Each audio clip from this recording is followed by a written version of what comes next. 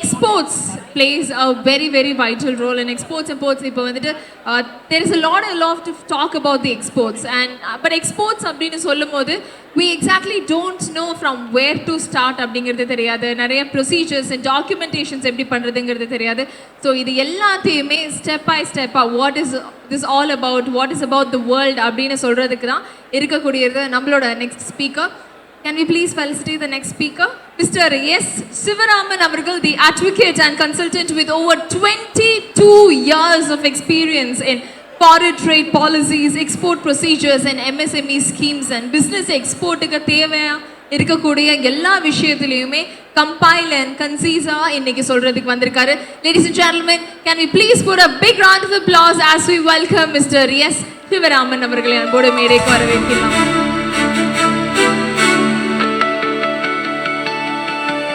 So thank you so much for your presence and over to him. பேரன்பிற்கும் மரியாதைக்கும் உரிய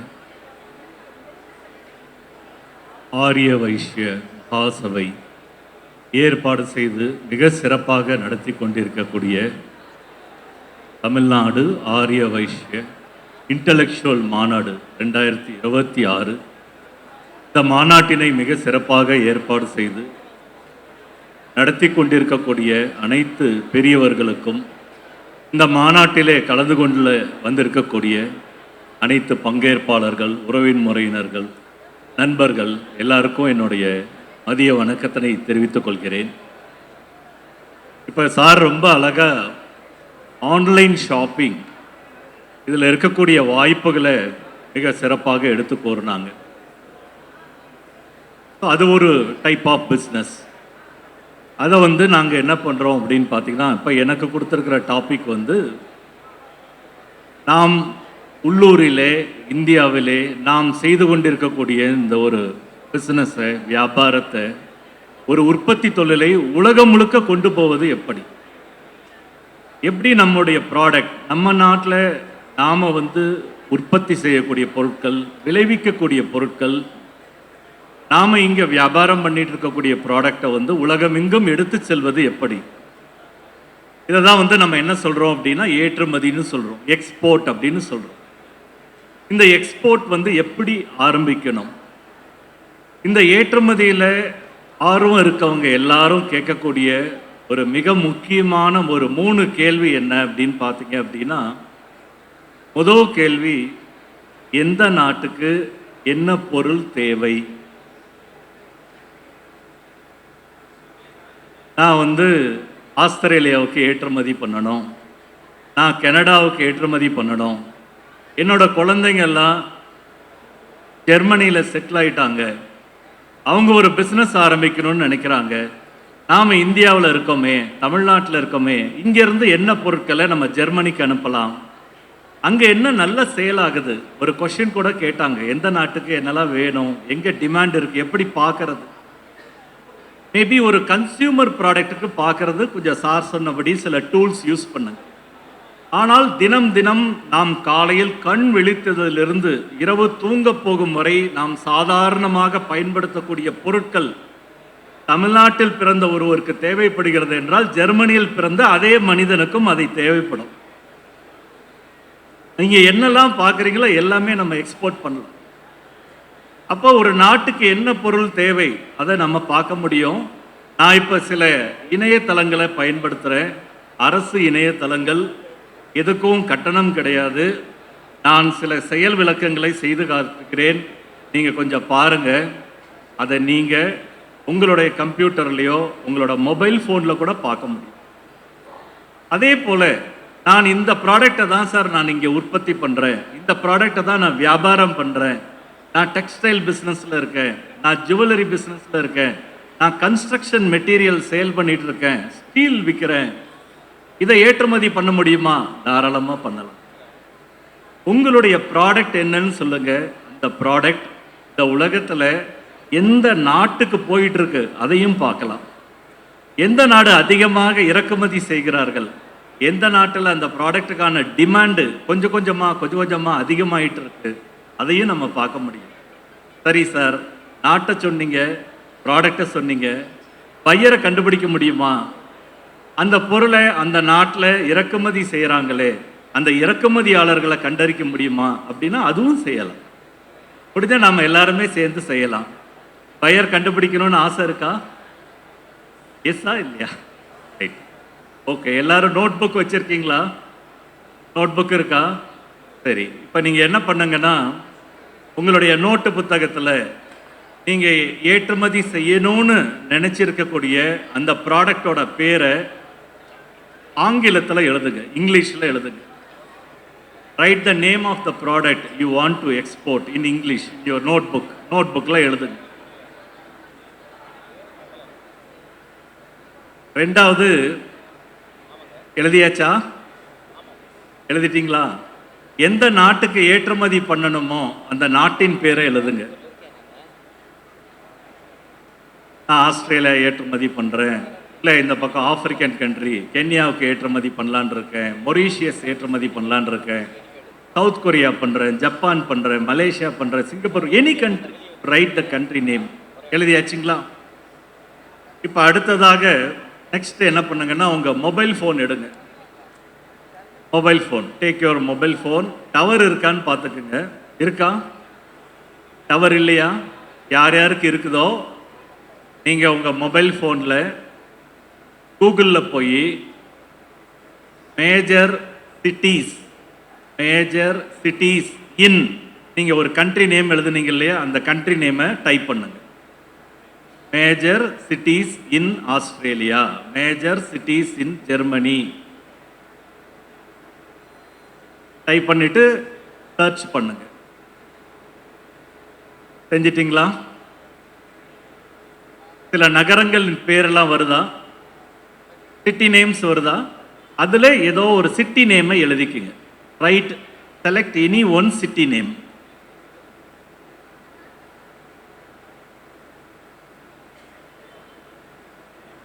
எழுதியாச்சுங்களா? எழுதியாச்சா? Okay. இப்போ உங்களோட நோட் புக்கில் 3 விஷயம் இருக்கணும். ப்ராடக்ட் நேம் இருக்கணும், சிட்டி நேம் இருக்கணும், கண்ட்ரி நேம் இருக்கணும். இருக்கா? இப்போ அடுத்த வேலை என்னன்னா உங்களுடைய மொபைல் ஃபோனில் கூகுள் மேப்ஸ் அப்படின்னு ஒரு ஆப் இருக்கும். இருக்கா? மேப்ஸ், கூகுள் மேப்ஸ் ஓப்பன் பண்ணுங்க.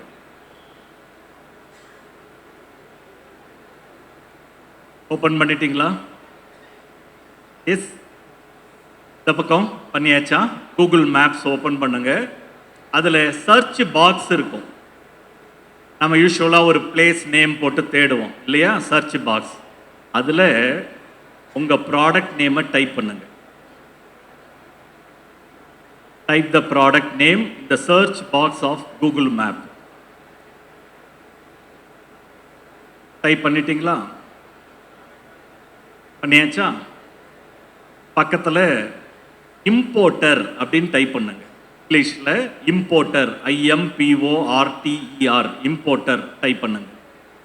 பண்ணிட்டீங்களா? பக்கத்தில் நீங்கள் எழுதின சிட்டி நேம் டைப் பண்ணுங்க. City name. அது பக்கத்தில் கண்ட்ரி நேம் டைப் பண்ணி கண்ட்ரி நேம் டைப் பண்ணுங்க. சர்ச் கொடுங்க. Product name, importer, city name, country name போட்டு சர்ச் கொடுங்க.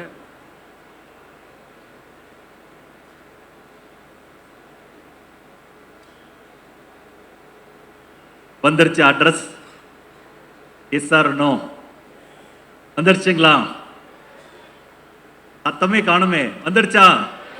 Okay, thank you. கிளாஸ் முடிஞ்சிடுச்சு.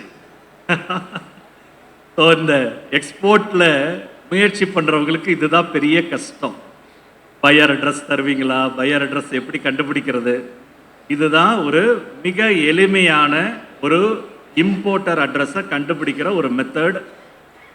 நீங்கள் என்ன பண்ணணும்னா ஒரு எக்ஸ்போர்ட் பிஸ்னஸுக்குள்ளார வரத்துக்கான வழிகாட்டுதல் இதுதான். நீங்கள் ஏற்றுமதி பண்ணணும்னா நீங்கள் முதல்ல முடிவு பண்ண வேண்டியது என்ன அப்படின்னு பார்த்தீங்கன்னா, என்ன ப்ராடக்டை நம்ம எக்ஸ்போர்ட் பண்ண போகிறோம்.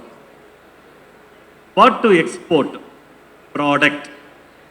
ரெண்டாவது நீங்க என்ன முடிவு பண்ணணும்னா வேர் டு எக்ஸ்போர்ட், கண்ட்ரி, எந்த நாட்டுக்கு ஏற்றுமதி பண்ண போறோம்.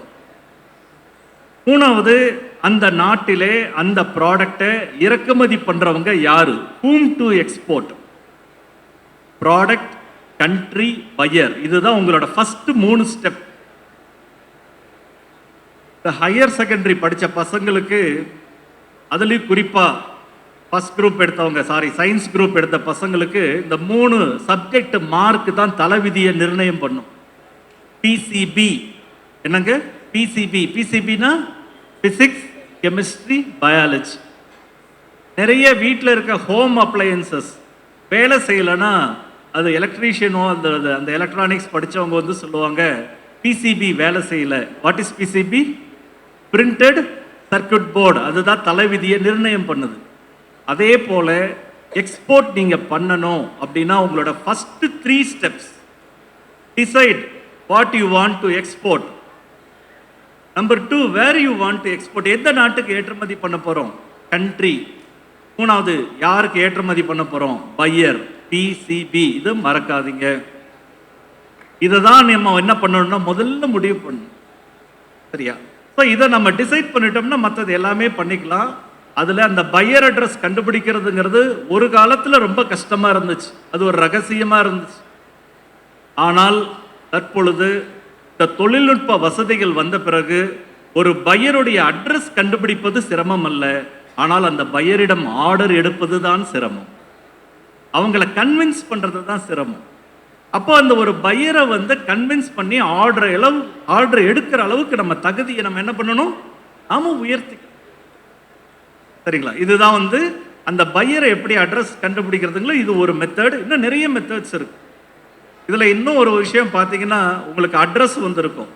அந்த அட்ரஸ்ல ஜஸ்ட் டச் பண்ணி பார்த்தீங்கன்னா அந்த பையருடைய வெப்சைட் தெரியும், அவங்க எந்த லொகேஷன்ல இருக்காங்க, அவங்களுடைய கம்யூனிகேஷன் அட்ரஸ் என்ன, மொபைல் நம்பர் என்ன, இமெயில் ஐடி என்ன, அவங்க என்ன ப்ராடக்டை வித்துட்டு இருக்காங்க, அவங்க விற்கிற ப்ராடக்ட்டுக்கு நாம ஒரு சப்ளையரா இருக்க முடியுமா, இவ்வளோ விஷயமும் நீங்க அனலைஸ் பண்ண முடியும்.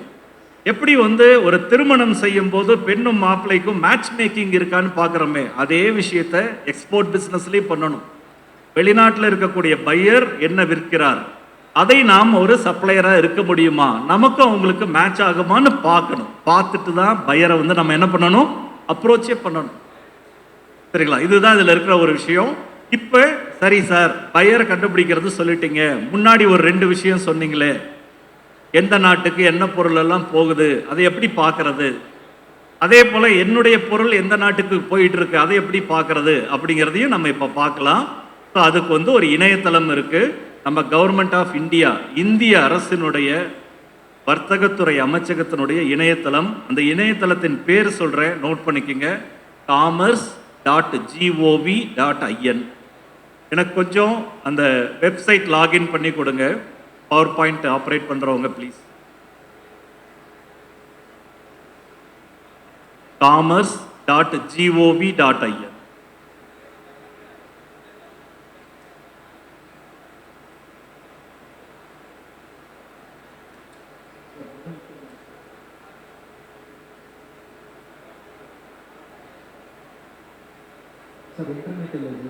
இன்டர்நெட் இல்லையா, நெட் இல்லையா உங்ககிட்ட? சரி, பரவாயில்ல. ஸோ நெட் வசதி இல்லைன்னு சொல்லியிருக்காங்க. இதை நான் வெப்சைட் சொல்கிறேன், நோட் பண்ணிக்கோங்க. commerce.gov.in அப்படிங்கிற ஒரு இணையதளம் இருக்குது. அந்த இணையதளத்தில் ட்ரேட் ஸ்டாட் அப்படின்னு ஒரு இடம் இருக்குது. ட்ரேட் ஸ்டாட் அப்படின்னு பேர். கூகுளில் சர்ச் பண்ணிங்கன்னாவே வந்துடும். அதில் போயிட்டு நீங்கள் கிளிக் பண்ணிங்கன்னா போதும். அதில் இந்தியாவிலிருந்து எந்தெந்த நாட்டுக்கு ஏற்றுமதி ஆகுது, என்ன பொருள் இந்தியாவுக்குள்ளார இறக்குமதி செய்கிறாங்க, அதே போல் ஒரு ப்ராடக்டோட நேம் போட்டு நீங்கள் சர்ச் பண்ணிங்கன்னா போதும். அந்த ப்ராடக்ட் உலகம் ஃபுல்லாக எங்கெல்லாம் போயிட்டுருக்கு, எந்த நாடு அதிகமாக இறக்குமதி செய்கிறாங்க, எல்லா விவரமும் பார்க்கலாம். ஜஸ்ட் லைக் நான் இப்போ உங்களுக்கு பையர் அட்ரஸ் எடுத்து கொடுத்தேன் இல்லையா, அதே மாதிரி யூ கேன் see that. இது ஒன்று. தென் அதுக்கு அடுத்தது வந்து பார்த்தீங்க அப்படின்னா, நமக்கு இந்த ஏற்றுமதிங்கிறது ஏன் நடக்குது, என்ன காரணம் சொல்ல முடியுமா? என்ன காரணம்? ஏற்றுமதி நடப்பதற்கான காரணம் என்ன?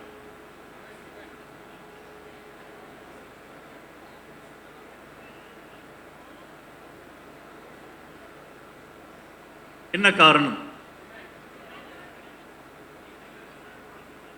எஸ், இது என்ன காரணம் அப்படிங்கிறது நம்ம பார்க்கலாம்.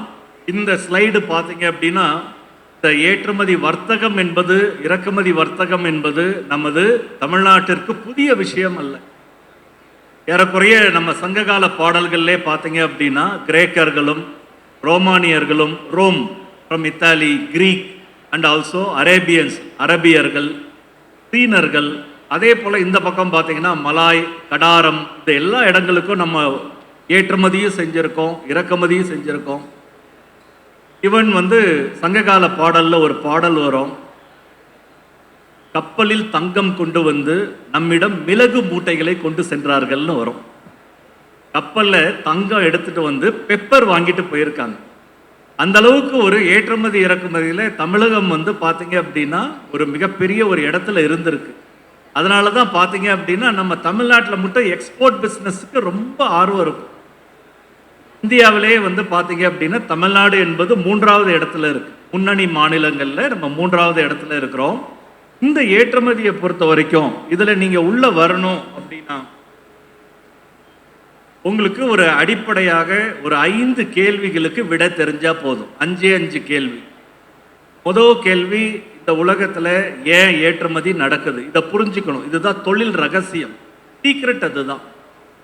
2வது, வாட் டு எக்ஸ்போர்ட், என்ன பொருளை ஏற்றுமதி பண்ணலாம். அடுத்தது, எந்த நாட்டுக்கு ஏற்றுமதி பண்ணலாம். இது 2க்கும் commerce.gov.in அந்த போர்ட்டல் இருக்கு. அந்த போர்ட்டலில் போய் நீங்கள் பாருங்கள், கம்ப்ளீட் டேட்டா வந்துடும். நெட்டு இல்லாதனால என்னால் கொஞ்சம் செஞ்சு காட்ட முடியல. அதுக்கு அடுத்தது, whom to export, ஒரு பொருளையும் நாட்டையும் தேர்ந்தெடுத்த பிறகு அந்த நாட்டில் அந்த பொருளை இறக்குமதி செய்பவர்கள் யார், பையர்ஸ் யார், அவங்களோட அட்ரஸ் என்ன கண்டுபிடிக்கணும். தென் கடைசியாக ஹவு டு எக்ஸ்போர்ட்னு சொல்லுவாங்க. ஒரு பொருளை வெளிநாட்டுக்கு அனுப்ப வேண்டும் என்றால் என்ன நடைமுறைகள் இருக்கிறது. நடைமுறை என்றால் ஒன்றுமல்ல, என்னென்ன ரெஜிஸ்ட்ரேஷன்ஸ் வாங்கணும். அதே போல் வெளிநாட்டில் இருக்கவங்களுக்கு ஒரு ப்ராடக்ட்டுக்கு விலை எப்படி நிர்ணயம் பண்ணணும், ப்ரைஸிங், பேமெண்ட்டை எப்படி வாங்கணும்.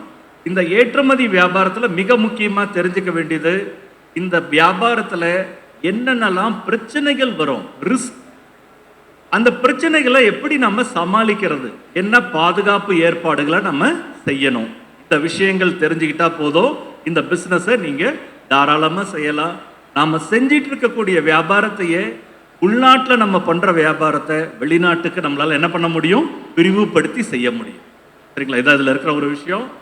இதில் முதல்ல ஏன் இந்த ஏற்றுமதி தொழில் நடக்குது அப்படிங்கிறத நம்ம தெரிஞ்சுக்கலாம்.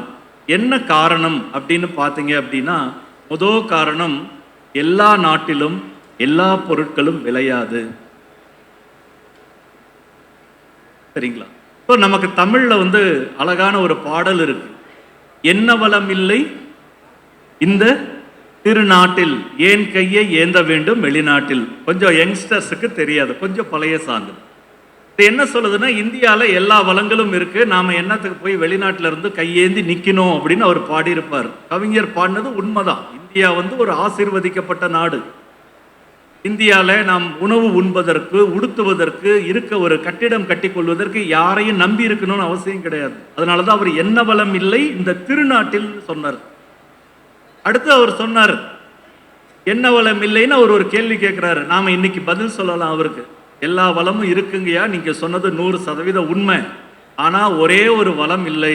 என்ன வளம் இல்லை அப்படின்னு பாத்தீங்கன்னா, எண்ணெய் வளம் இல்லை. என்ன வளம் இல்லை? பெட்ரோலியம் இல்லை. இந்த பெட்ரோலியம்ங்கிற ஒரு விஷயத்தை நாம பிற நாடுகளை சார்ந்திருக்க வேண்டிய ஒரு கட்டாயத்தில் இருக்கிறோம். அதை இறக்குமதி பண்ண வேண்டிய விஷயத்தில் இருக்கோம். அதை வச்சு உலக நாடுகளே நம்ம நாட்டை என்ன பண்ணிட்டு இருக்காங்க, விரட்டிட்டு இருக்காங்க.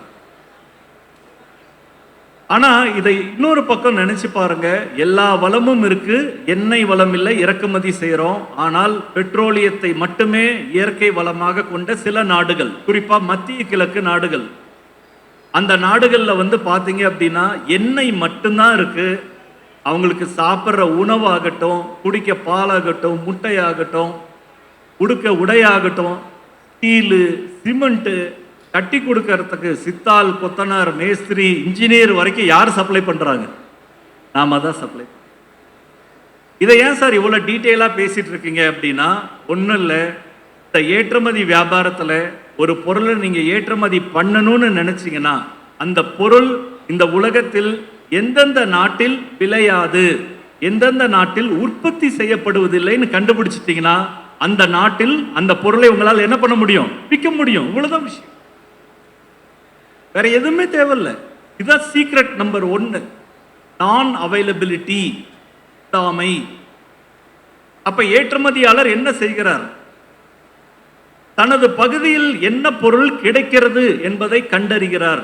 உங்க ஊர்ல என்ன கிடைக்கும், அந்த பொருள் எந்த நாட்டில் கிடைக்காது, கிடைக்கும் பொருளையும், அதாவது இருக்கும் இடத்தையும் இல்லாத இடத்தையும் இணைப்பவர், அவருக்கு பேர் தான் என்னன்னா ஏற்றுமதியாளர். இதாங்க முதல் விஷயம். இதை எளிமையா கண்டுபிடிக்கும். 1.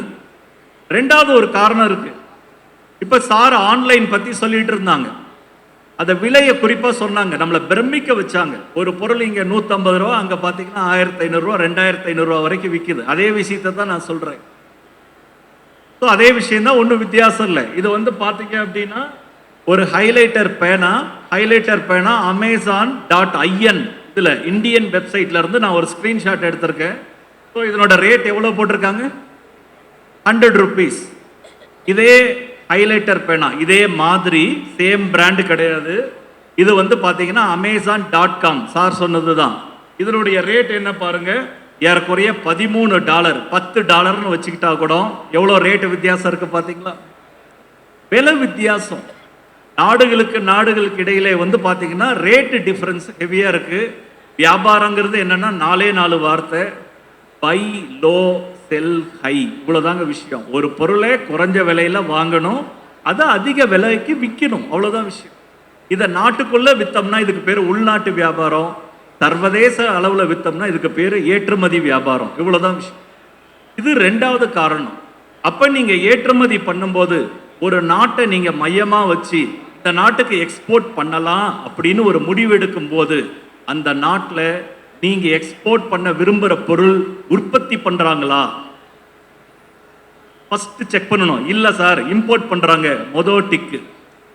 ஒரு ப்ராடக்ட் நம்ம ஊர்ல வாங்கினா எவ்வளவு? 100 ரூபாய். அந்த ஊர்ல எவ்வளவுக்கு வித்துட்டு இருக்காங்க? ஒரு 400 ரூபாய் 500 ரூபாய்க்கு வித்துட்டு இருக்காங்க. ஒரு 3 மடங்கு 4 மடங்கு அங்க வித்துட்டு இருக்காங்கன்னா 2வது டிக்கு. தைரியமா நீங்க உள்ள போய் உங்க ப்ராடக்டை நீங்க 100 ரூபாய்க்கு 150 ரூபாய்க்கு சொல்லுங்க, அந்த பையர் கண்டிப்பா வாங்குவார். ஏன் வாங்குவார்? உங்ககிட்ட 100 ரூபாய்க்கு வாங்கி அவரால் என்ன பண்ண முடியும்? 400 ரூபாய்க்கு விற்க முடியும். அப்ப இந்த ஏற்றுமதி வியாபாரத்தை பொறுத்த வரைக்கும்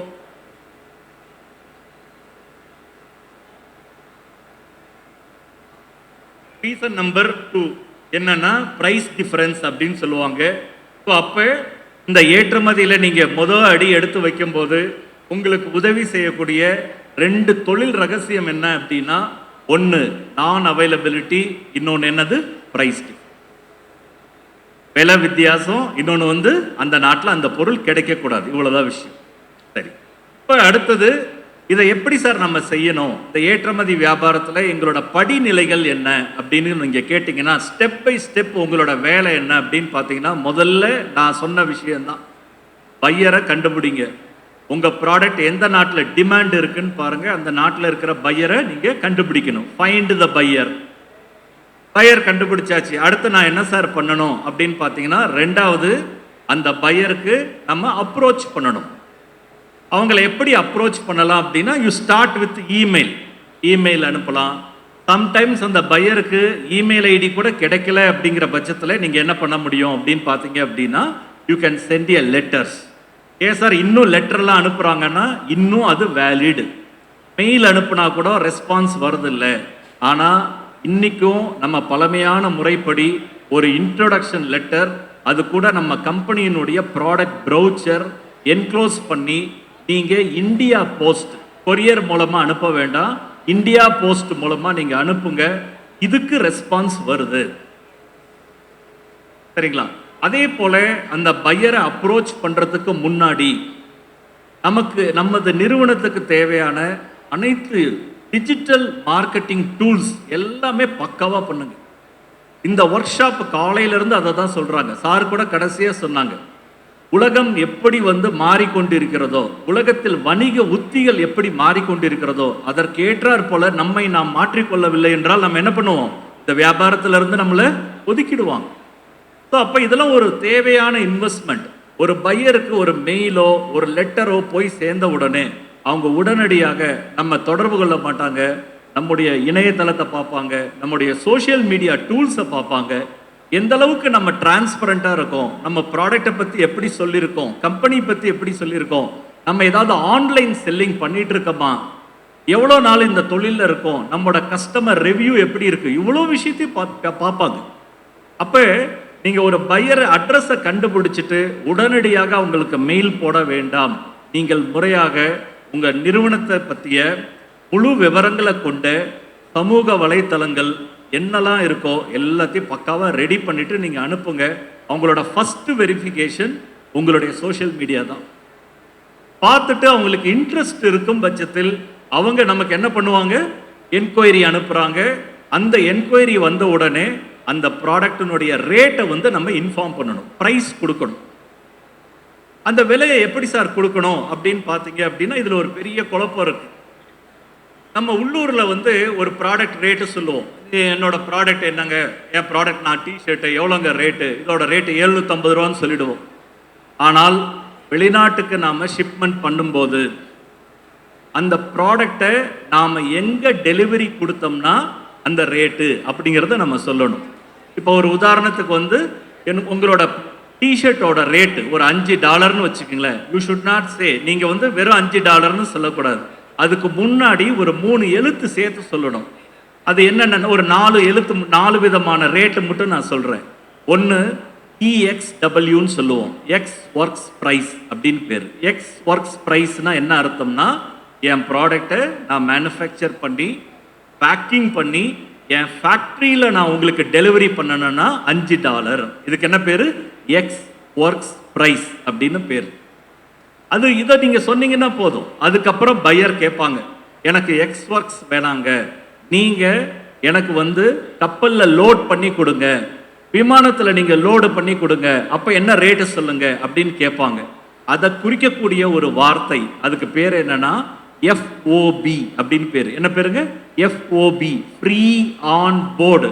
அதாவது ப்ராடக்டை ரெடி பண்ணி பேக்கிங் பண்ணி அதுக்கு லோக்கல் டிரான்ஸ்போர்ட்டேஷனும் செஞ்சு கஸ்டம்ஸ் கிளியரன்ஸை வாங்கி கப்பலில் ஏற்றி வைக்கிற ரேட்டு, அதுக்கு பேர் என்னன்னா FOB அப்படின்னு பேர்.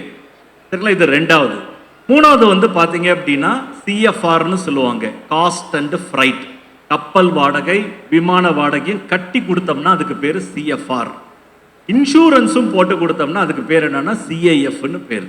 இது மாதிரி 4 இருக்கு. நீங்கள் பயப்பட வேணாம், இவர் எதோ சொல்லிட்டு இருக்காருன்னு நினைக்க வேண்டாம். நீங்கள் ஒரு கால் வருது இல்லை ஒரு வெப்சைட்டில் நீங்கள் ப்ரைஸ் இன்ஃபார்ம் பண்ணுறீங்க, மென்ஷன் பண்ணுறீங்க அப்படின்னா ப்ளீஸ் மென்ஷன் EXW. என்ன பேருங்க? EXWனா ப்ராடக்டினுடைய விலை, ஏன் ஃபேக்ட்ரியில் டெலிவரி கொடுத்தா இந்த ரேட்டு அப்படின்னு நீங்கள் சொன்னால் போதும். அதுக்கப்புறம் அவங்க கேட்பாங்க, எனக்கு கப்பலில் ஏற்றி கொடு, விமானத்தில் ஏற்றி கொடு, அந்த ரேட்டை கேட்டாங்க அப்படின்னா பயப்பட வேண்டாம். இந்த என்டையர் எக்ஸ்போர்ட் பிஸ்னஸில் நமக்கு ஹெல்ப் பண்ணுறதுக்காகவே நம்ம government of India customs department மூலமாக ஒரு சர்வீஸ் ப்ரொவைடருக்கு லைசன்ஸ் கொடுத்து வச்சுருக்காங்க. அவங்கள பற்றி நீங்கள் தெரிஞ்சுக்கணும்.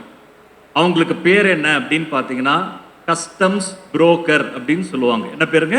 கஸ்டம்ஸ் புரோக்கர் அல்லது கஸ்டம்ஸ் ஹவுஸ் ஏஜென்ட் அப்படின்னு சொல்லுவாங்க. ஸோ இவங்க ஒரு பரீட்சை எழுதி கஸ்டம்ஸ் டிபார்ட்மெண்ட்லேருந்து பர்மிஷன் வாங்கி லைசன்ஸை வாங்கிட்டு இந்த சர்வீஸ் நமக்கு பண்ணிட்டு இருக்காங்க. உங்களுக்கு ஒரு ப்ராடக்டை நீங்கள் வெளிநாட்டுக்கு அனுப்பணும்னா அதுக்கு எந்த கப்பலில் அனுப்பலாம், எந்த விமானத்தில் அனுப்பலாம், அதுக்கு கண்டெய்னர் எங்கே எடுக்கலாம், சரிங்களா, அதுக்கு எவ்வளவு செலவாகும், கிளியரன்ஸுக்கு என்ன செலவாகும், டாக்குமெண்ட் எப்படி பண்ணணும், எல்லாத்தையும் ஹேண்ட் ஹோல்டிங் பண்ணுவாங்க. ப்ராடக்ட் ரெடி ஆகிடுச்சுன்னு ஒரு ஃபோன் பண்ணால் போதும், ப்ராடக்டை பிக்கப் பண்ணி கப்பலில் விமானத்தில் ஏற்றி அந்த ரெசிப்ட்னு சொல்லுவோம், BLன்னு சொல்லுவோம், அதை வாங்கி உங்கள் ஆஃபீஸில் கொடுக்குற வரைக்கும் எல்லா வேலையும் பார்த்துப்பாங்க. அதனால் ஏற்றுமதி அப்படின்னா ஏதோ நாம் ப்ராடக்ட் எல்லாம் எடுத்துகிட்டு துறைமுகத்துக்கு போகணும், மச்சான்லாம் கூட்டிகிட்டு போகணும், பொருளை கப்பலில் ஏற்றணும், கப்பல் கிளம்பலன்னா பின்னாடி இருந்து தள்ளி விடணும் அப்படின்லாம் எதுவும் கிடையாது. எப்படி நீங்க உள்ளூர் வியாபாரம் செய்றீங்களோ அதே போலவே ஏற்றுமதி வியாபாரத்தையும் சுலபமா செய்யற அளவுக்கு ஃபெசிலிட்டிஸ் வந்துருச்சு, சர்வீஸ் ப்ரொவைடர்ஸ் வந்துட்டாங்க. அது மட்டும் இல்லாம அந்த ப்ராடக்ட் இப்ப எங்க இருக்கு, பையர்கிட்ட போய் சேர்ந்துருச்சாங்கிறத ட்ராக் பண்ற அளவுக்கு எல்லா ஃபெசிலிட்டிஸும் வந்துருச்சு. அப்போ உங்களோட முதல் வேலை பையரை கண்டுபிடிங்க. ரெண்டாவது வேலை அவங்கள அப்ரோச் பண்ணுங்க, ப்ராடக்டோட விலையை அவங்களுக்கு தெரியப்படுத்துங்க. அதுக்கப்புறம் அவங்க நமக்கு ஆர்டர் தருவாங்க, அதுக்கப்புறம் நம்ம ஷிப்மெண்ட் பண்ணலாம். அப்போ உங்களுக்கு ஒரு மனசுல ஒரு கேள்வி வரும். இப்போ நான் சொல்லக்கூடிய பாயிண்ட் தான் இந்த என்டையர் என்னோட செஷனை பொறுத்த வரைக்கும் நான் முக்கியமாக கருதுறது. பொதுவாக ஏற்றுமதி செய்கிறவங்களுக்கு என்ன ஒரு பயம் வரும் அப்படின்னு பார்த்தீங்கன்னா, என் பையர் நல்லவனா கெட்டவனா எப்படி சார் நான் தெரிஞ்சுக்கிறது? கரெக்டா? அதே போல நான் ஒரு பொருளை அனுப்பி தரேன், அவர் அந்த ப்ராடக்டை எடுத்துட்டு பேமெண்ட் பண்ணாமல் விட்டுட்டாருன்னா நான் என்ன சார் பண்ணுறது? இது ரெண்டாவது கேள்வி. கரெக்டுங்களா? Yes sir no? ஸோ இதுக்கு நம்ம இந்திய அரசு, கவர்மெண்ட் ஆஃப் இந்தியாவே ஒரு ஆர்கனைசேஷனை வச்சுருக்காங்க. ஒரு பையரை நீங்கள் அட்ரஸ் கண்டுபிடிங்க, நெட்டில் கண்டுபிடிங்க, அவர் கூட கம்யூனிகேஷன் ஸ்டார்ட் பண்ணுங்க, அவர் கேட்குற ரேட்டை கொடுங்க. அவர் அதில் கன்வின்ஸ் ஆகிட்டாருன்னா ரெண்டு விஷயம் அவங்ககிட்ட இருந்து வாங்குங்க. மொதல் விஷயம் பர்ச்சேஸ் ஆர்டர். மொதல் விஷயம் என்னங்க? Purchase order. ரெண்டாவது விஷயம் அவங்க கம்பெனியோடைய ப்ரொஃபைல்னு கேளுங்க, தருவாங்க. எப்படி நமக்கெல்லாம் பயோடேட்டான்னு வச்சுருக்கோமோ அதே போல் ஒவ்வொரு கம்பெனிக்கும் ஒரு ப்ரொஃபைல் இருக்குது. அதை வாங்கிட்டு நம்ம கவர்மெண்ட் ஆஃப் இந்தியா ஒரு கம்பெனி வச்சுருக்காங்க, இசிஜிசி லிமிடெட். என்ன பேருங்க? ECGC limited. விரிவாக்கம் export credit guarantee corporation of India லிமிடெட்னு ஒரு அமைப்பு இருக்குது. இவங்களோட பிரான்ச் கோயம்புத்தூரில் இருக்குது, திருப்பூரில் இருக்குது, கரூரில் இருக்குது, சேலத்தில் இருக்குது, மதுரையில் இருக்குது, தூத்துக்குடியில் இருக்குது. இந்த அலுவலகத்துக்கு நம்ம கொஞ்சம் நேரில் போயிட்டு பையர் கொடுத்த பர்ச்சேஸ் ஆர்டர், பையருடைய ப்ரொஃபைல், இது ரெண்டையும் கொடுத்து ஒரு ஃபீஸ் பே பண்ணிங்கன்னா அந்த பையர் ஜெனியூனா அவருடைய நிதி நிலைமை எப்படி இருக்குங்கிறத அவங்க கொஞ்சம் ஆய்வு செஞ்சு நீங்கள் எடுத்த ஆர்டருக்கு ஒரு இன்சூரன்ஸ் கவரும் தராங்க, காப்பீடு. எதுக்காக அந்த காப்பீடுனா, நாளைக்கு அந்த நீங்கள் ஷிப்மெண்ட் பண்ணி பேமெண்ட் வராமல் போயிடுச்சுன்னா நீங்கள் அனுப்பின அந்த கூட்ஸில் அதனுடைய அடக்க விலை லாபத்தை கழிச்சிருவாங்க. அந்த அடக்கத்தில் 90% வரைக்கும் உங்களுக்கு காம்பன்சேஷன் கொடுக்கவும் நம்ம அரசு தயாராக இருக்கு. ஏற்றுமதியில் பையரோட ஜென்யூனை நீங்கள் வெரிஃபை பண்ண முடியும். நீங்கள் பண்ணக்கூடிய எக்ஸ்போர்ட் ஷிப்மெண்ட்டுக்கு இன்சூரன்ஸும் எடுக்க முடியும், பேமெண்ட் ரிஸ்க் கவர் எடுக்க. சரிங்களா? இது ஒரு பிரச்சனை. ரெண்டாவது பிரச்சனை என்ன அப்படின்னு பார்த்தீங்கன்னா, பொதுவாக எக்ஸ்போர்ட் பண்ணும்போது போகும்போது டிரான்ஸ்போர்ட்டேஷன்ல சம்டைம்ஸ் யாருக்கோ, எல்லாருக்கும் கிடையாது, யாருக்கோ ஆக்சிடென்ட் ஆகலாமா? ஆமாவா இல்லையா? விசாரணம் ஆகலாம் இல்லையா? ஸோ ஆக்சிடென்ட் ஆகலாம், ப்ராடக்ட் டேமேஜ் ஆகலாம். பயப்பட வேண்டாம், அதுக்கும் இன்சூரன்ஸ் இருக்கு. அதுக்கு பேர் என்னன்னா மெரைன் கார்கோ இன்சூரன்ஸ் அப்படின்னு ஒன்று இருக்கு. பேமெண்ட் பிரச்சனை ஆச்சுன்னா காப்பாற்ற இசிஜிசி இன்சூரன்ஸ்.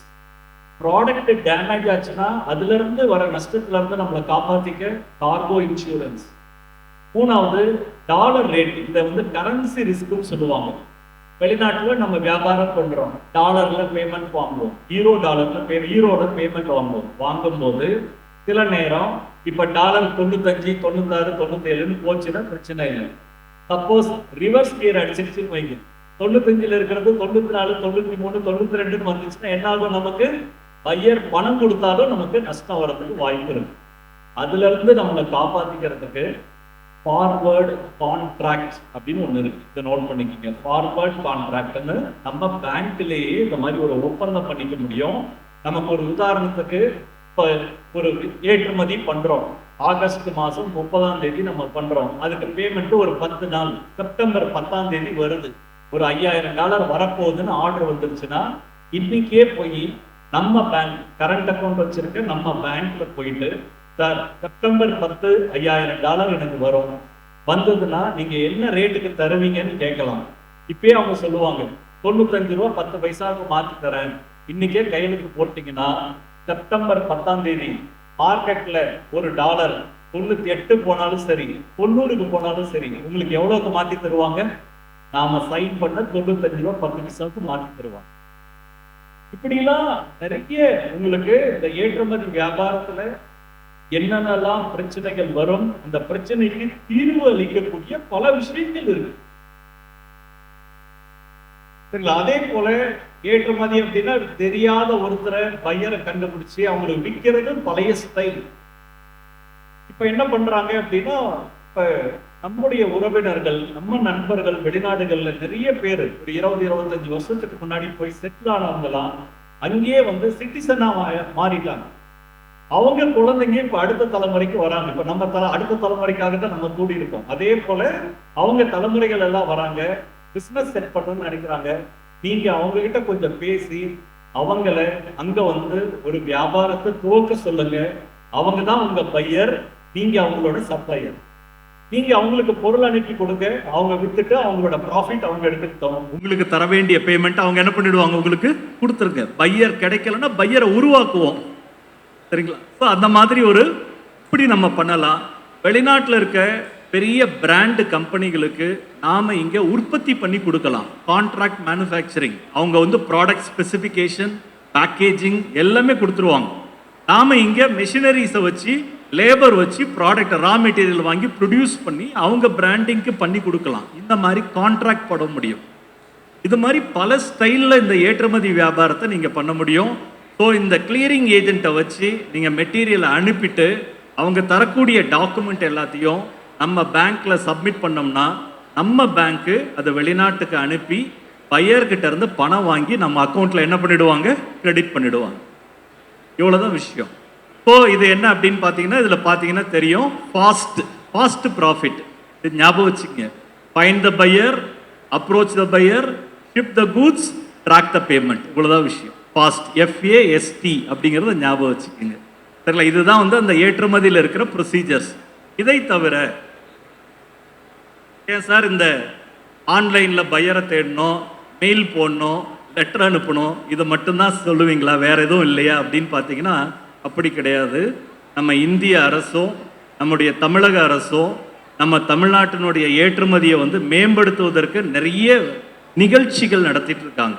அதில் ஒரு நிகழ்ச்சிக்கு பேர் என்ன அப்படின்னு பார்த்தீங்கன்னா ரிவர்ஸ் பையர் செல்லர் மீட் அப்படின்னு பேர். இது என்ன ரிவர்ஸ் பையர் செல்லர் மீட் அப்படின்னா, ஏற்றுமதி செய்கிறவங்க எல்லாருமே இப்போ ஒரு உதாரணத்துக்கு நீங்கள் agri product, food product export பண்ணணும்னு ஆசைப்பட்டீங்கன்னா அப்பேடான ஒரு அமைப்பு இருக்கு, agricultural and processed food export development அத்தாரிட்டின்னு பேர். ஸோ அந்த அத்தாரிட்டியில் நீங்கள் ரெஜிஸ்டர் பண்ணிட்டீங்கன்னா போதும். இந்த வேளாண் பொருட்களை வாங்கக்கூடிய நிறுவனங்களை அப்பேடா கண்டறிந்து அவங்களுக்கு செலவு பண்ணி இந்தியாவுக்கு கூட்டிட்டு வராங்க. இங்கே ஒரு கான்ஃபரன்ஸ் இது மாதிரி ஏற்பாடு பண்ணுவாங்க. நீங்கள் அந்த அப்பேடா நிறுவனத்தில் உறுப்பினராக இருந்தீங்கன்னா உங்களுக்கு இன்விடேஷன் வரும். நீங்கள் ரெஜிஸ்டர் பண்ணிட்டீங்கன்னா நீங்கள் வெளிநாட்டுக்கு பையரை தேடிட்டு போக வேண்டாம், நம்மை நாடி வந்திருக்கக்கூடிய பையரோட நம்ம கனெக்ட் பண்ணிக்கலாம்.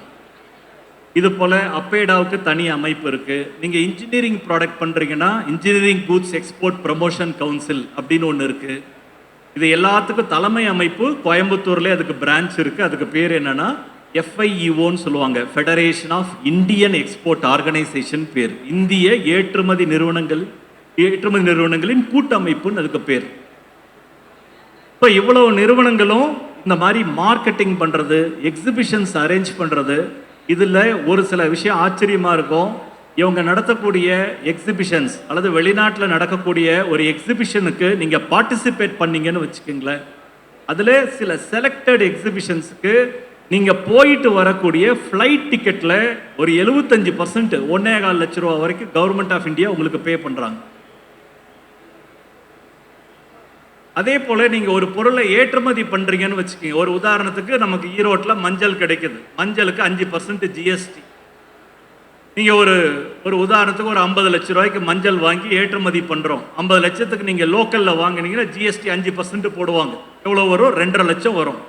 இந்த மஞ்சளை ஏற்றுமதி செய்து விட்டீர்கள் என்றால் உள்ளூரில் நீங்கள் கொள்முதல் பண்ணும்போது பே பண்ண அந்த GST தொகை உங்களுக்கு திருப்பி தரப்படும்.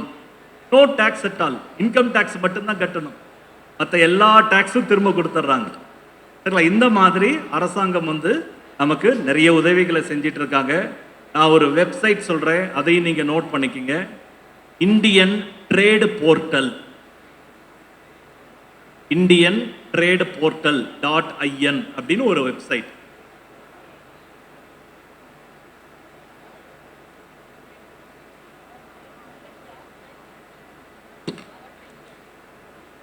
இப்போ இந்த இணையதளத்தில் போனீங்கன்னா இப்போ சமீப காலமாக செய்தித்தாள்களில் நீங்கள் பார்க்கலாம். என்ன பார்க்கலாம் அப்படின்னு பார்த்தீங்கன்னா, இந்திய அரசு இங்கிலாந்து கூட தடையற்ற உடன்படிக்கை செஞ்சுருக்காங்க, வர்த்தக உடன்படிக்கை செஞ்சுருக்காங்க. நியூசிலாந்து கூட தடையற்ற உடன்படிக்கை செஞ்சுருக்காங்க. ஓமன் நாட்டு கூட செஞ்சுருக்காங்க. ஏற்கனவே ஆஸ்திரேலியா கூட, யூகே கூட எல்லாம் ஒப்பந்தங்கள் இருக்குன்னு சொல்லி நிறைய நியூஸ் வரும். சார் இதில் நமக்கு என்ன சார் இருக்குது? அவங்க ஏதோ ஒப்பந்தம் பண்ணிக்கிறாங்க, இதில் நமக்கு என்ன இருக்குது அப்படின்னு பார்த்தீங்கன்னா, ஒரு சின்ன ஒரு உதாரணம் சொல்கிறேன். இப்போ ஜப்பான் நாட்டு கூட நமக்கு ஒப்பந்தம் இருக்கு. அந்த ஒப்பந்தத்தின் அடிப்படையில் ஜப்பான் நாட்டில் இருக்கக்கூடிய ஒரு இறக்குமதியாளர் ஒரு காட்டன் டிஷர்ட்டை வேற ஏதாவது ஒரு நாட்டில இருந்து இறக்குமதி பண்ணாங்கன்னா, இது நல்லா கவனிங்க, அந்த ஜப்பானிய இறக்குமதியாளர் அவங்க நாட்டு அரசாங்கத்துக்கு ஏறக்குறைய 11% வரி கட்டணும். இறக்குமதி வரி யார் கட்டுவாங்க? ஜப்பானீஸ் பையர் ஜப்பான் நாட்டில் கட்டுவார். ஆனால் அதே ஜப்பான் நாட்டு இறக்குமதியாளர் அவருடைய அந்த டிஷர்ட்டை இந்தியாவிலிருந்து வாங்கி கொண்டு போனாங்கன்னா 0% தான் வரி. நல்லா இருக்காது? நான் சொல்றது புரியுதா? அப்ப ஜப்பான்ல இருக்கக்கூடிய அந்த இறக்குமதியாளர் டிஷர்ட்டை வேற எங்க இருந்தாவது வாங்குவாரா? இந்தியாவில இருந்து வாங்குவாரா? இதுதான் இந்த வர்த்தக உடன்படிக்கைகளுடைய பயன். இந்த ஒவ்வொரு உடன்படிக்கை காரணமாக இப்ப ஐரோப்பிய யூனியன் கூட ஒப்பந்தம் போட்டுட்டோம், யூகே கூட ஒப்பந்தம் போட்டு நடைமுறைக்கு வந்துருச்சு ஜூலை 15. இந்த ஒப்பந்த ஷரத்துக்கள் எல்லாமே நான் சொன்ன இந்த வெப்சைட்ல இருக்கு, அதுல கொஞ்சம் போய் பாருங்க. அதை படிக்கும்போது என்னென்ன பொருளுக்கு இங்கிலாந்திலேயோ ஜப்பானிலேயோ ஐரோப்பிய நாடுகளிலோ வரி விலக்கு கொடுக்கிறார்கள்ங்கிறது உங்களுக்கு தெரிஞ்சிடும். அந்த பொருளை எடுத்துட்டு போய் அந்த பையர்கிட்ட சொன்னீங்கன்னா, ஆஹா இந்த பொருள் இந்தியாவில இருந்து வந்தா வரி இல்லைன்னு சொல்லி அவங்கள என்ன பண்ணுவாங்க? ஆர்டர்ஸ் கொடுப்பாங்க. அப்ப இந்த ஒப்பந்தங்கள், இந்த உடன்படிக்கைகள் இது மாதிரி நம்முடைய இந்திய அரசு முன்னெடுத்து போகுது. நீங்க அதெல்லாம் கொஞ்சம் படிக்கணும். அதை கொஞ்சம் நீங்க ஸ்டடி பண்ணீங்கன்னா போதும். அது ரொம்ப எனக்கு கஷ்டமா இருக்குன்னா பயப்பட வேணாம். நான் சொன்ன அந்த இந்தியன் ட்ரேட் போர்ட்டல்ல போயிட்டு உங்களுடைய பொருளின் பெயரை மட்டும் நீங்க தேர்ந்தெடுங்க. இந்த இணையதளங்கள்லாம் எப்படி சார் நான் பயன்படுத்துறது அப்படின்னா கவலைப்படாதீங்க. இந்த இணையதளங்களை எப்படி பயன்படுத்தணுங்கிற வீடியோ யூடியூப்ல இருக்கு, நிறைய பேர் பண்ணியிருக்காங்க. ஜஸ்ட் இந்த இணையதளங்களெல்லாம் நோட் பண்ணிட்டு போய் நீங்க பார்த்தீங்கன்னா போதும். அதே போல இன்னொரு மிக முக்கியமான ஒரு இணையதளத்தை நான் சொல்றேன். அதோட பேர் என்ன அப்படின்னு பார்த்தீங்கன்னா ட்ரேடு மேப். நோட் பண்ணிக்கங்க, trademap.org. trademap.org ஒரு வெப்சைட் இருக்கு. பையரை கண்டுபிடிக்கிறது கூகுள் மேப். அதே போல இந்த ட்ரேடு மேப்புங்கிற இணையதளத்துக்கும் வீடியோஸ் இருக்கு, இதை கொஞ்சம் பாருங்க. இதுல சூப்பரா இருக்கும். சார் பொருள் வச்சிருக்கவங்களுக்கு நாட்டை காமிக்கிறேன்னு சொன்னீங்க, நாட்டை சொன்னா பொருள் காமிக்கிறேன்னு சொன்னீங்க. நாங்க ஏற்றுமதி பண்ணணும், இந்தியாவில் இருக்கிறோம், என்ன ப்ராடக்ட் பண்றதுன்னு தெரியல, என்ன நாட்டுக்கு பண்றதுன்னு தெரியல. பயப்பட வேண்டாம், உங்களுக்கு தேவையான அந்த கைடன்ஸ் இந்த ட்ரேடு மேப்புங்கிற வெப்சைட்ல. இந்த ட்ரேடு மேப் வெப்சைட்டுங்கிறது நம்ம இந்திய அரசினுடைய வெப்சைட் இல்லை, ஐக்கிய நாடுகள் சபை, யாருங்க? யுனைடெட் நேஷன்ஸ் ஆர்கனைசேஷன் ஒரு லாப நோக்கமற்ற ஒரு அமைப்பை உருவாக்கி இருக்காங்க. அதோட பேர் என்னன்னா இன்டர்நேஷனல் ட்ரேடு சென்டர்னு பேர், ஐடிசி. இது WTOவோட குழப்பிக்காதீங்க, அது வேற இது வேற. இந்த இன்டர்நேஷனல் ட்ரேடு சென்டர் என்பது நம்மை போன்ற வளரும் நாடுகள், நம்மை விட ரொம்ப ஏழ்மையில் இருக்கக்கூடிய நாடுகள், பொருளாதாரத்தில் ரொம்ப பின்தங்கி இருக்கிற நாடுகளில் இருக்கக்கூடிய தொழில் முனைவோருக்கு உங்க நாட்டில் இருக்கக்கூடிய பொருள் இந்த உலகத்தில் எங்கெங்கெல்லாம் தேவைப்படுது, எங்கெல்லாம் டிமாண்ட் இருக்கு அப்படிங்கிறத உங்களுக்கு சொல்லி கொடுத்து அந்த நாட்டில் அந்த பொருளை இறக்குமதி செய்யக்கூடிய இறக்குமதியாளர்களோட முகவரிகளும் இதில் இருக்கு, அதையும் அதில் கொடுத்து உங்களுக்கு ஒரு நல்ல ஒரு கைடன்ஸ் போர்ட்டல், அதில் இருக்கக்கூடிய தகவல்களை ஒரு பிரைவேட் இணையதளத்தில் போய் நம்ம பார்க்கணுன்னா குறைஞ்சபட்சம் 50,000 ஆகும். ஈவன் இந்த இணையதளத்தில் கூட இந்தியா மாதிரியான டெவலப்பிங் கண்ட்ரீஸ்ல இருந்து ஒரு நீங்கள் அதை எல்லாம் அக்சஸ் பண்ணணும்னா யூசர் ஐடி பாஸ்வேர்ட் கிரியேட் பண்ணணும். அது ஃப்ரீ தான் நமக்கு. ஆனால் வேற நாட்டுக்காரங்க இந்த இணையதளத்தை பயன்படுத்தணும்னா குறைஞ்சபட்சம் 25,000 ரூபா வருஷத்துக்கு பே பண்ணணும். நமக்கு ஃப்ரீ. இன்னைக்கு இந்த ஒர்க் ஷாப்பில் நீங்கள் வந்திருக்கீங்கன்னா உங்களுக்கு தமிழ்நாடு ஆரிய வைசிய மகாசபா உங்களுக்கு 25,000 ரூபா கையில் கொடுத்துருச்சு. இந்த இணையதளம் உங்களுக்கு தெரிஞ்சபடி. சரி, இதை தயவு செய்து பாருங்க. இதை எப்படி பயன்படுத்தணுங்கிற வீடியோவும் யூடியூப்ல இருக்கு. ஒரு சர்வதேச அளவில் என்னென்ன பொருளுக்கு எந்த நாட்டில் நல்ல டிமாண்ட் இருக்கு அப்படிங்கிறத கண்டறிவதற்கு இந்த ட்ரேட் மேப் என்ற இணையதளம் ரொம்ப யூஸ்ஃபுல்லாக இருக்கு. அப்போ ஒரு கேள்வி கேட்கலாம், ஏன் சார் இந்த ஐக்கிய நாடுகள் சபை என்ன பண்ணுவாங்க? எங்கேயாவது 2 நாடுகள் சண்டை போட்டுட்டா இவங்க என்ன பண்ணுவாங்க? போய் நாங்கள் அமைதியை நிலைநாட்டுறோன்னு பஞ்சாயத்து தானே பண்ணுவாங்க, இவங்களுக்கு என்னத்துக்கு இந்த வேலை அப்படின்னு கேட்கலாம். ஆனால் ஐக்கிய நாடுகள் சபை அந்த விஷயத்தையும் செய்கிறாங்க. இன்னொரு விஷயமும் பண்ணுறாங்க. என்ன பண்ணுறாங்க அப்படின்னு பார்த்தீங்கன்னா, அவங்களுக்கு இந்த உலகத்தை தற்போது நாம் அனுபவிச்சுட்டு இருக்கக்கூடிய இந்த உலகத்தை எந்த கெடுதலும் இல்லாமல் அடுத்த தலைமுறைக்கு கொண்டு செல்ல வேண்டும் என்பதற்கு சில இலக்குகளை நிர்ணயம் பண்ணியிருக்காங்க. அந்த இலக்குகளில் முதல் இலக்கு நோ பாவர்ட்டி. இந்த உலகத்தில் யாரும் என்னவா இருக்கக்கூடாது? வறுமையோடு இருக்கக்கூடாது. முதல் இலக்கு. 2வது இலக்கு என்ன அப்படின்னா நோ ஹங்கர், பசி இருக்கக்கூடாது. வள்ளல் பெருமான்கிட்ட இருந்து எடுத்துக்கிட்டாங்க 2வது இலக்கு. அப்போ இந்த உலகத்தில் வறுமையும் பசியும் ஒழிக்கப்பட வேண்டும் என்றால் அதற்கு என்ன வழி என்றால் ஒவ்வொருத்தருக்கும் ஒவ்வொரு தனி மனிதனுக்கும் வருவாய் பெருகணும். அவனுக்கு இன்கம் நல்லா ஜென்ரேட் ஆகணும். இன்கம் ஜென்ரேட் ஆகணும்னா என்ன பண்ணலாம்? எல்லாரும் வியாபாரம் பண்ணலாமா? பண்ண முடியாது. வேலை வாய்ப்பை கொடுக்கலாம். அப்போ அவங்க ஐக்கிய நாடுகள் சபை அவங்க கண்டறிந்திருக்கிறார்கள், ஏற்றுமதி என்பது பணம் சம்பாதிக்கக்கூடிய ஒரு தொழில் அல்ல, அது வறுமையை போக்கக்கூடிய ஒவ்வொரு தனி மனிதனுக்கும் வருவாயை பெருக்கக்கூடிய ஒரு பெரிய ஒரு தேவை அப்படிங்கிறத கண்டுபிடிச்சிருக்காங்க. அதனால தான் இந்த ஏற்றுமதியை உலக அளவில் வளர்க்கணுங்கிறதுக்காக ஐக்கிய நாடுகள் சபை இந்த மாதிரி ஒரு லாப நோக்கமற்ற அமைப்பை வச்சு உங்களுக்கு தேவையான தகவல்களை இலவசமாக கொடுக்குறாங்க. அப்போ இந்த ஏற்றுமதி தொழிலில் தெரிந்தோ தெரியாமலோ உங்களுக்கு ஆர்வம்னு வந்துருச்சுனாவே நீங்கள் தொழில் முனைவோர் அல்ல, நீங்கள் சமூக பொருளாதார மேம்பாட்டாளர், சோஷியோ எக்கனாமிக் ஆக்டிவிஸ்ட்னு உங்களுக்கு சொல்லலாம். உண்மையான தேசபக்தர்கள் நீங்க தான். யாரு அப்படின்னா ஏற்றுமதி பண்றவங்க. ஏன்னா ஏற்றுமதியாளர் நம்முடைய பொருட்களை வெளிநாட்டுக்கு விற்று வெளிநாட்டு பணத்தை கொண்டு வந்தால்தான் நமக்கு தேவையான பெட்ரோலியத்தை நம்மளால் என்ன பண்ண முடியும்? இறக்குமதியே செய்ய முடியும். ஃபாரின் எக்ஸ்சேஞ்சு எக்ஸ்போர்ட்டர்ஸ்னால தான் வருது. எக்ஸ்போர்ட்டர்ஸ் என்பவர்கள் தான் நாட்டுக்கு உழைக்கிற பிள்ளைகள். சரிங்களா? அதனால அந்த ஒரு எண்ணம் கொண்டிருக்கீங்க இல்லையா? நீங்களாம் உங்களுக்கு பாராட்டு தெரிவிக்கணுமா வேணாமா? Yes or no?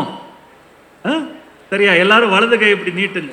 அப்படி வலது கை நீட்டுங்க. எனக்கு கை தட்ட வேணாம். அப்படியே பின்னாடி கொண்டு போங்க. அப்படியே முதுகு தட்டிக்கிங்க. நம்ம பிரதமரே உங்களை தட்டி கொடுத்துருக்கிறார். சரிங்களா? அப்படி நினச்சிக்கங்க. அப்போ ஏற்றுமதி என்பது ஒரு பணமும் சம்பாதிக்கிறோம், நமது சமுதாயத்தையும் மேம்படுத்துகிறோம், தேசத்திற்கும் சேவையாற்றுகிறோம் அப்படிங்கிற ஒரு நல்ல எண்ணத்தோடு அந்த தர்ம சிந்தனையோடு இதற்கு முயற்சி செய்யுங்கள். முன்பு இருந்தது போல கடினம் அல்ல, மிக எளிமையாக செய்து கொண்டிருக்கிறார்கள்.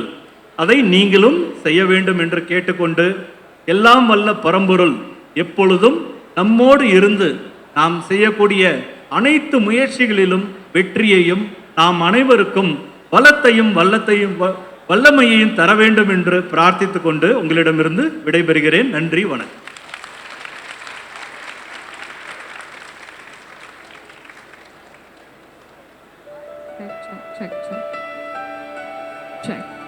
So, thank you so very much sir. ஒரு ப்ராக்டிக்கலாகவே மக்களே எல்லாத்தையுமே ஒரு ஒர்க் ஷாப் மாதிரி கண்டக்ட் பண்ணி அவங்களே வந்துட்டு what is the question and what are the answers அதுக்கும் அப்படின்னு நீங்கள் சொல்லி கொடுத்துட்டீங்க. Thank you so very much. Hope you all find it very very useful. ஒரு நல்ல கைத்தட்டல் கொடுத்துடலாமா for Shivaraman sir for coming all the way and for the beautiful presentation. And can we please have the memento as honors to sir?